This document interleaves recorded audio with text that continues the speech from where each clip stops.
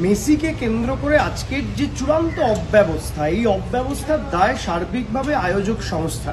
যে আয়োজক সংস্থা আজকে এটার আয়োজন করেছিল তাদের এই অব্যবস্থার দায় নিতে হবে।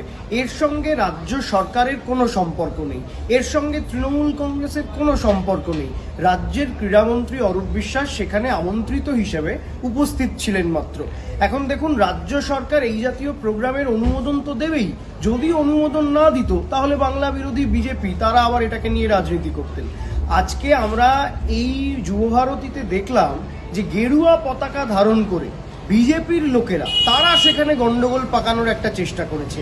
দেখুন, বিজেপির স্বভাবই হচ্ছে জায়গায় জায়গায় গন্ডগোল করো। নবান্ন অভিযানের সময় আমরা দেখেছি এরা দুষ্কৃতীদের নিয়ে ঘোরে, বিভিন্ন জায়গায় লোক খেপিয়ে গন্ডগোল তৈরি করে সারা দেশে বাংলার বদনাম করো। সেই বদনাম করবার জন্য বিজেপির একটা ষড়যন্ত্র এর মধ্যে রয়েছে।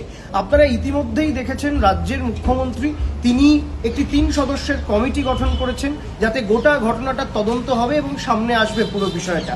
গোটা বিষয়টা নিয়ে রাজ্যের মুখ্যমন্ত্রী তিনি সামাজিক মাধ্যমে তার বক্তব্য জানিয়েছেন। কিন্তু আমরা বারবার বলছি যে বিজেপি গেরুয়া পতাকা নিয়ে মেসির ফ্যানেরা কি করছিল?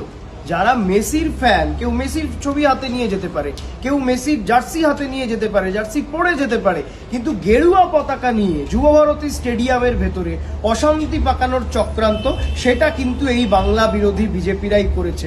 আজকের এরকম একটা দিনে এই বিষয়টা নিয়ে রাজনীতিকরণ করে আসলে বাংলার বদনাম করতে চাইছে বিজেপি।